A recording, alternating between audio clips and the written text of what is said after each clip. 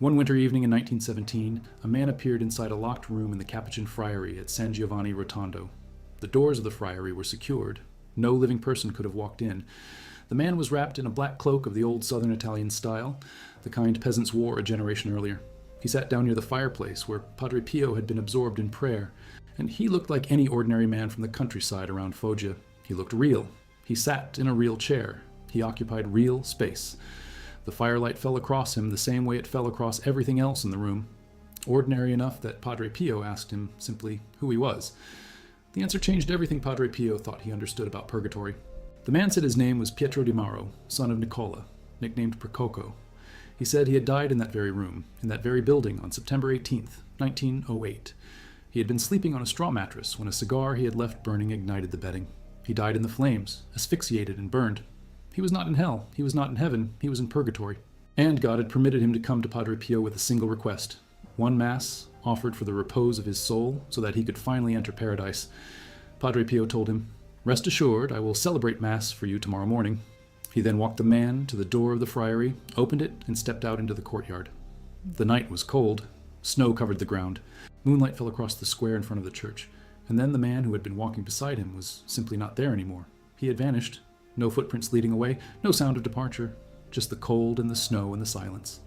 Padre Pio went back inside and sat down and said nothing for a long time. And then he told the superior of the friary, Father Paolino da Casacalenda, what had happened. Father Paolino, who would later write about this event in a manuscript he kept of his years with Padre Pio, went with him to the town hall at San Giovanni Rotondo. They pulled the register of deaths for the year 1908. In the records for the month of September, they found exactly what the visitor had said. Pietro di Mauro died September 18th, 1908, in a fire in the building that had at that time been a hospice for the elderly and was now the Capuchin friary. The cause of death, the date, the room number, everything confirmed. Padre Pio offered the Mass. He never saw Pietro di Mauro again. He told these things, and the information got around. In 1922, 5 years after the Pietro di Mauro encounter, the fame of Padre Pio's gifts in relation to the dead had already spread widely enough that a diocesan bishop, Alberto Costa of Melfi, came specifically to ask him about it. By the early 1930s, people were arriving from outside Italy, asking about deceased relatives. By the 1940s and 50s, the waiting list for confession was weeks long, and the friary had to establish a numbered ticket system just to manage the queue. By the time of his death in 1968, it is estimated that across his 50-year ministry, Padre Pio heard approximately 5 million confessions. 5 million people sat in that narrow wooden box on a limestone mountain above the Adriatic and told him the truth about their lives. And many of them, leaving the confessional, found themselves, for the first time, understanding purgatory not as a theological position to be affirmed, but as a real place with real consequences that bore directly on how they were choosing to live. This is what he was offering, not terror. Orientation. The same thing he offered to every soul who came to him, an accurate description of the territory so that you could navigate it better. If these documented encounters from the life of Padre Pio are the kind of history you want more of, subscribe now. It is the simplest way to support this work and make sure these videos reach the people who need them. Drop your city in the comments. Every one of them gets read. This script is built on 2 primary sources. The first is Fra Alberto da Polito's written account of the Pietro di Mauro encounter, recorded in his manuscript Padre Pio of Pietrelcina, Memories, Experiences, Testimonials, which Fra Alberto compiled from his years living alongside Padre Pio at the friary, and is one of the most precise primary source accounts of Padre Pio's purgatory encounters in print. The second is Cleonice Morcaldi's La mia vita, vicino a Padre Pio, published by Edizioni De Honiana Roma in 1997. Her intimate spiritual diary kept across 4 decades of weekly contact with Padre Pio, which contains direct transcriptions of things he told her about the souls he encountered. Now back to the story. To understand why the Pietro di Mauro encounter matters beyond the drama of a ghost appearing in a locked room, you have to understand what Padre Pio already knew about purgatory before that night. And you have to understand how what he saw afterward deepened that knowledge into something no theology class could have provided. Padre Pio was born in Pietrelcina on May 25th, 1887, in a house that still stands today on Via Santa Maria degli Angeli. He grew up in a family of farmers. His father, Orazio Forgione, made 2 trips to America, one in 1899 and a second in 1903, to work as a laborer in the Italian immigrant communities of Long Island and Brooklyn, sending money home to keep the family from poverty. His mother, Maria Giuseppa D'Annunzio, was deeply devout.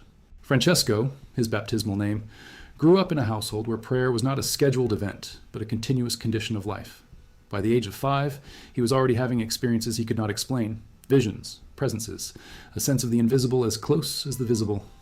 He entered the Capuchin novitiate at Morcone in January of 1903, took the name Pio, and was ordained a priest on August 10, 1910, in the Cathedral of Benevento. From the very beginning of his priestly life, Padre Pio moved in a world that most people only read about in theology books. The souls of the dead were not an abstraction to him. They were present, specifically present. In 1922, Bishop Alberto Costa of Melfi, a diocesan bishop, a figure of ecclesiastical authority, not a devotional hagiographer, asked Padre Pio directly whether he had ever seen a soul from purgatory. Padre Pio answered, "I have seen so many of them that they do not scare me anymore."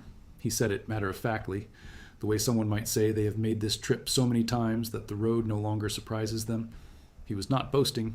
He was reporting a condition of his life. More souls from purgatory came to him, he said on another occasion, than souls of the living. He said it this way: more souls of the dead climb this road to the monastery than souls of the living. That road, the dusty, winding road up from the coastal plain to the limestone ridge where San Giovanni Rotondo sits at approximately 550 meters above sea level, was every year crowded with pilgrims. Tens of thousands of living people climbed it annually by the 1940s. Padre Pio was saying that the invisible traffic was heavier. The question worth pausing on is why him? Why did these souls come to Padre Pio specifically, and not to every priest in Italy? The documented answer is in the nature of his intercessory power. Padre Pio had been given, and this is a specific claim from Catholic mystical theology, confirmed through multiple documented outcomes, the power to offer for souls something that went beyond ordinary prayer. He described himself once as having the ability, by divine delegation, to send a soul from purgatory to paradise directly, not through his own merit, through a delegated power exercised in union with the Mass. When he offered Mass for a specific soul, the suffrage was not merely a prayer asking God to consider helping. It was a direct application of the merits of Christ's sacrifice to the account of that soul, and the result was not gradual or uncertain. In multiple documented cases, Padre Pio was able to say afterward, sometimes days later, that the soul had arrived in paradise. He could see it. He reported it like a dispatch from a point of observation. "Your mother flew to paradise this morning. I saw her during Mass." He told this to Cleonice Morcaldi about her mother. He told similar things to others about parents, siblings, children, people who had been dead for years and whose survivors had never stopped praying for them.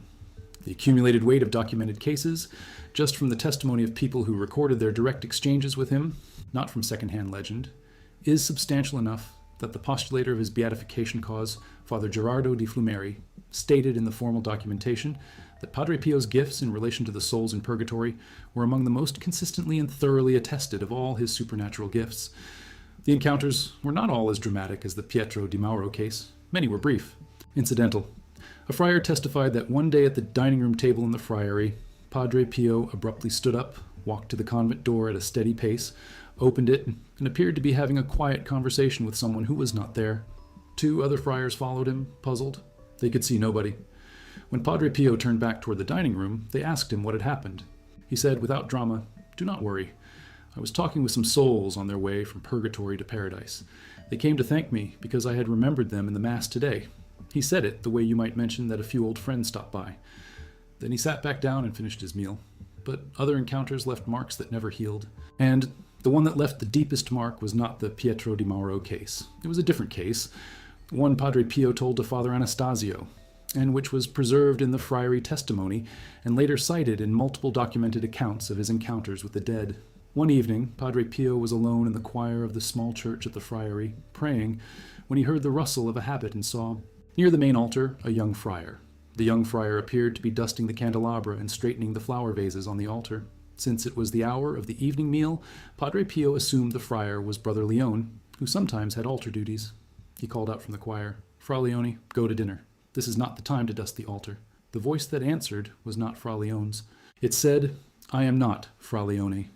Padre Pio asked, "Then who are you?" The young friar answered. He said he was a Capuchin who had done his novitiate in that very place years earlier. He had been assigned, during his novitiate year, the task of keeping the main altar clean and in order. He had performed the task faithfully in the external sense. The altar had been kept clean, but many times as he passed in front of the tabernacle, he had failed to genuflect or bow in reverence to the Blessed Sacrament preserved inside. He had passed the body of Christ again and again without acknowledgement. For that omission, not a great public sin, not a dramatic act of rebellion, but a repeated small negligence before the most blessed sacrament. He was in purgatory, and the Lord had sent him to Padre Pio, so that Padre Pio could decide how much longer he would remain there. This is the moment that needs to be sat with. Because Padre Pio, hearing this, did something that seemed generous. He said, "You will be in paradise tomorrow morning when I celebrate Mass." He thought he was being kind. He was giving the soul one more night, and then liberation. The young friar screamed. He cried out the word cruel. Then he wept loudly and disappeared. Padre Pio never forgot that sound. He described what happened inside him when he heard that cry. He said, "It produced a wound in my heart that I have felt and will feel my whole life." Because in that moment he understood what he had not understood before. He had the power, by divine delegation as he described it, to have sent that soul to paradise immediately. In the moment, deciding to make the soul wait one more night, he had thought it was a small thing. One more night. The Mass tomorrow. A few more hours. It had seemed like nothing to him, to the soul burning in purgatory. One more night was an incomprehensible cruelty. Not because the soul hated him, but because the soul had been waiting, and any extension of that waiting, even by a single night, was a suffering he could not measure from the outside. He told this story more than once. He told it with grief each time, not as a lesson about the theology of purgatory, as a personal confession about the moment he had inadvertently condemned a suffering soul to unnecessary additional pain through a carelessness of mercy that had seemed, from his side of the divide, entirely reasonable. This is what Padre Pio spent the rest of his life trying to teach from. Not from theory, from the sound of that cry, the word cruel, shouted by a soul who had nothing left to lose in terms of dignity, nothing left to protect, no reason to soften the truth. Just the unfiltered expression of what one more night in purgatory meant. And Padre Pio, who by 1945 was 58 years old and had been in the confessional at San Giovanni Rotondo for nearly 30 years, had been carrying that cry the whole time. What the cry taught him, and what he passed on, in precise and practical terms, to the thousands of souls who came through his confessional, was a recalibration of scale. Human beings live with a sense of time that makes a night feel manageable. A bad night, a long night. But a night has an end. You get through it. Morning comes. This is the lived experience of time on earth, and it makes us casually lenient with ourselves about small sins, small omissions, small habitual negligences. The novice who passed the tabernacle without genuflecting did not think he was doing something significant. He was busy. He was tired. He had novitiate duties. The slight omission repeated itself across weeks and months and eventually became habit. And the habit carried no sense of weight because it had been repeated so often it felt like nothing. Then the man died and found out what nothing actually weighs. Padre Pio carried this knowledge back into his confessional work with an entirely different orientation than most confessors. Most priests, in hearing a confession, are focused on the gravity of sins committed, the large, the obviously serious, the things that cause visible damage. Padre Pio was also focused on the omissions, the small habitual failures that the person confessing did not think of as serious because they had become too familiar to feel like anything at all. The words spoken without charity, repeated daily for years, the prayer omitted repeatedly because something else seemed more urgent, the moment of impatience with a child, habitual enough that the child had grown up thinking it was normal. These were the things the friar and the choir had died carrying. Not sins of commission, sins of omission. Small ones, accumulated ones. He was not trying to frighten anyone. That is important to understand. Padre Pio did not use purgatory as a threat. He used it as geography. He told people what was there because he had seen what was there, and knowing it changed how he thought about daily life in a way that was not fearful but practical. In 1945, when Fra Modestino asked him to compare the fire of a hearth to the flames of purgatory, and he said they compare like fresh water to boiling water. He was not trying to produce terror. He was giving an honest answer to a direct question. That is what purgatory is like. Here is the comparison. Now you know. Do with that information what you will. What he did with it himself was to work continuously, across every day of his priestly life, to empty purgatory as thoroughly as possible through the means available to him, the Mass, prayer, the offering of his own physical suffering, which by 1918 included the bleeding wounds of the stigmata, in both hands, both feet, and his side, wounds that he bore for 50 years, and that multiple physicians examined and could not explain. He offered everything. He said more than once, "The souls in purgatory do not suffer more than I do." He was not comparing suffering as an abstraction. He was saying that what he carried in his body, offered daily for souls, was a real participation in the economy of redemptive suffering that Catholic theology describes as the basis for the efficacy of intercession for the dead. In 1945, Padre Pio also told his doctor that he was praying for the good death of his great-great-grandfather. The doctor pointed out that this man had died well over 100 years ago. And Padre Pio said, "For God, there is no past and no future.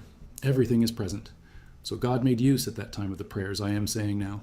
Time, in other words, is not the boundary we experience it to be. A prayer offered in 1945 for a man who died in the 1700s reaches that man at the moment of his death. Because from God's perspective, the 1940s prayer and the 18th century death are simultaneous." Padre Pio said this as if it were an obvious implication of basic theology, which it is, but most people never think it through to that conclusion. He had thought it through. He was living it.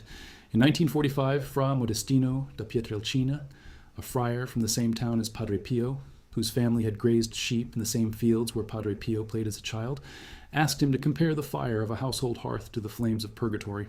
Padre Pio answered without hesitation. He said, "They compare like fresh water to boiling water. Not hot water to boiling, fresh water, cold water. The hearth fire, which seems intense by human standards, is as cool by comparison to purgatory as river water in January." Fra Modestino recorded this exchange, and it is cited in the documented testimony collections assembled from the friary accounts at San Giovanni Rotondo. This is what makes Padre Pio's purgatory encounters different from abstract theological discussion. He was not describing an article of faith, he was describing a reality he lived inside daily. Souls came to him. They spoke to him. They asked him for masses, for prayers, for intercession. Some were able to identify themselves with full name, location, date of death, cause of death, information that, in multiple documented cases, was subsequently verified in civil death registers. Pietro Di Mauro confirmed in the San Giovanni Rotondo death registry for 1908. The young friar in the choir confirmed as having been assigned to the altar during a novitiate period in that very friary. Not allegory, verified fact. One of the most precise records of Padre Pio's ongoing relationship with the souls in purgatory comes from Cleonice Morcaldi, the spiritual daughter who had first met him in 1920, and who documented their interactions in her diary across 4 decades. Cleonice was born on January 22, 1904, in San Giovanni Rotondo itself. She had lived her entire life in the same small town as the friary. She became a school teacher. She made vows of poverty, chastity, and obedience under Padre Pio's spiritual direction, renewing them every year on December 8th. The Feast of the Immaculate Conception. She was one of the people closest to him for the longest time, and she recorded something that cuts through any remaining impulse to keep purgatory as an abstract doctrine. About 1 month after the death of Cleonice's mother, she went to confession with Padre Pio. She said nothing about her mother. She was there to confess her own sins. When the confession was finished, Padre Pio said to her, without Cleonice having mentioned her mother at all, "This morning your mother flew to paradise. I saw her during the Mass." He did not say, "I believe your mother is in a better place." He did not say, "I will pray for her." He said, "I saw her during this morning's Mass, ascending to paradise." He reported it as observation, the way a person reports seeing something happen in a room they were standing in. Cleonice Morcaldi later wrote in her diary that of all the things Padre Pio had ever said to her in 4 decades of spiritual direction, this was the one that changed her understanding of the Mass most completely. Every Mass she had ever attended suddenly reframed itself in her memory, not as ritual, not as obligation, not as the performance of a prescribed religious duty. As an event happening in reality she could not see, but that was fully real. Her mother rising from purgatory into paradise through the efficacy of a priest's Mass. Witnessed, reported, dated. This is the detail Padre Pio emphasized again and again when talking about purgatory. And it is the detail that explains why his 5 rules for the spiritual life, weekly confession, daily communion, spiritual reading, meditation, and examination of conscience, were not arbitrary piety, but a direct response to what he saw. He knew, from decades of encounter with souls who had died and were still paying for what they had done and left undone in life, what actually accrued against a soul and what actually cleared that account. He had spoken to souls who were in purgatory for things that living Catholics would describe as minor. The Capuchin novice who failed to genuflect before the tabernacle repeatedly over a period of months. A small thing, habitual, unintentional, still purgatory. In 1945, Padre Pio was asked about a man who had died suddenly. He told the friar, asking, "I am praying for the good death of my great-great-grandfather." The friar was stunned. He said, "Your great-great-grandfather? He died more than 100 years ago." And Padre Pio said, "For God, there is no past and no future. Everything is present. So God made use at that time of the prayers I am saying now. The prayer offered today reached backward through a century to the moment of a man's death. Time, in Padre Pio's understanding, did not function as a barrier between the living and the dead the way it functioned between the living and each other. His relationship with purgatory was not only one of observation, it was one of active intercession. He said more than once to different people, "Let us empty purgatory, not as a figure of speech, as a project. A thing actually possible through prayer and the Mass and the offering of suffering." He told one directee, "I took a plenary indulgence for your mother to send her to paradise." He said it directly, without mystification. The indulgence, a concrete spiritual reality in Catholic teaching, the remission of temporal punishment due for sin, was something he handled with the same practical intentionality he brought to hearing confessions. He also brought purgatory's weight into his own life. He was asked once whether he suffered as much as the souls in purgatory. He said, "Yes. The souls in purgatory do not suffer more than I do. I'm sure I'm not wrong about this." This was not self-pity. Padre Pio bore the stigmata, the 5 wounds of Christ, for 50 years, from September 20th, 1918 until the days before his death. He bore them bleeding, with documented hemorrhaging that produced enough blood to require bandaging every day. Multiple physicians, including skeptics, sent specifically to debunk him, examined the wounds and could not explain them by any natural process. He offered everything he suffered in union with the souls in purgatory and for the living souls he served. It was a continuous offering. There is one more case from the friary testimonies that completes this picture. One night in 1944, the friars in the corridor heard voices, and what sounded like a crowd gathered downstairs, shouting the phrase, "Viva Padre Pio," "Long live Padre Pio," in the way a crowd greets a beloved public figure. The superior, Padre Raffaele da Sant'Elia a Pianici, sent the doorkeeper, Fra Gerardo da Deliceto, to let the people out and secure the door. Fra Gerardo went downstairs. He found no one. The front door was double locked, exactly as it was secured every night. He went back to report. Padre Raffaele went directly to Padre Pio and asked him about the disturbance. Padre Pio said, "Those were soldiers who had died on the battlefield. They came to thank me for my prayers for their salvation." In the winter of 1944, the battlefields were not far. The Italian campaign was active across the entire peninsula. Young men were dying by the thousands. They were coming, afterward, to a locked friary on a mountain above the Adriatic to give thanks before ascending. The road to San Giovanni Rotondo, the same road the living pilgrims climbed in such numbers that, in the 1950s, the friary had to establish an office to distribute numbered tickets for confession appointments. More souls of the dead climbing that road than souls of the living, he had said. Now, in winter 1944, the dead included soldiers from a war that had not yet ended, men who had died within the past months, who had been prayed for by a priest in a brown robe hundreds of kilometers away, who owed him their salvation and who came one night collectively, to say so. Padre Pio heard them. His brothers heard only a sound they could not explain in a building with all doors locked. What all of these encounters built in Padre Pio, the Pietro di Mauro case, the crying friar and the choir, the soldiers of 1944, Cleonas's mother ascending during Mass, was a relationship with purgatory that was not theological but operational. He did not understand it as a doctrine to be affirmed. He understood it as a geography he walked in daily, and from that geography, he drew practical conclusions that he brought into his confessional and his spiritual direction with a precision that left people unable to explain where his certainty came from. He could tell, multiple documented testimonies confirm this, when someone had prayed for a deceased relative with enough consistency and love that the prayers had been received and applied.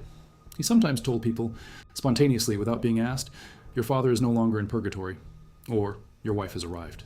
He reported it as fact, not as consolation, not as reassurance designed to make grieving people feel better, as observed fact. In multiple cases, the person he was speaking to had said nothing about the deceased relative, had not mentioned them in the conversation, had not given any indication that this was something they were thinking about. Padre Pio mentioned it anyway, because he had seen it in the Mass that morning, or the previous evening, or at some point that week. The friar, who was told in the dining room, "Do not worry, I was talking with some souls on their way from purgatory to paradise," was not told this because Padre Pio wanted to impress him. He was told this because Padre Pio was reporting what had just happened, the way you report the content of any ordinary conversation, with the mild expectation that the person you are telling will simply accept it and move on, which is exactly what happened. Padre Pio sat back down and finished his meal. This matter-of-factness is one of the most consistent features of the documented accounts. The supernatural in Padre Pio's life did not come wrapped in ceremony or drama. It was woven into the daily routine with the same ordinariness as everything else. He prayed. He said Mass. He heard confessions for 8 to 19 hours a day, depending on the period. He ate, sparingly, almost nothing in the early years of his priestly life. He slept little, often interrupted by the physical attacks described in his letters.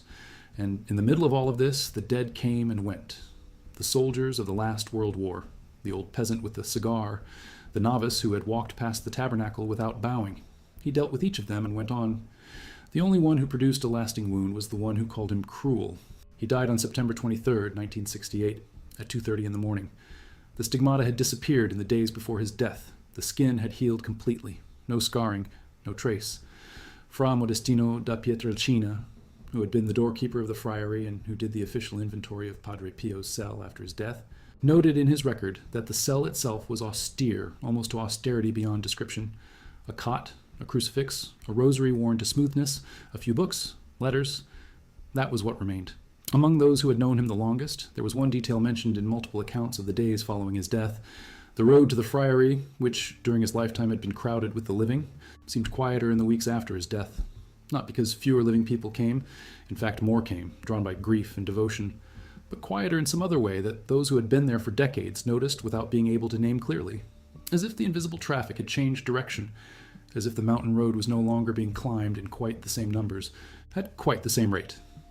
As if the man who had stood at that particular crossing point between the living and the dead was gone, and the crossing had shifted with him.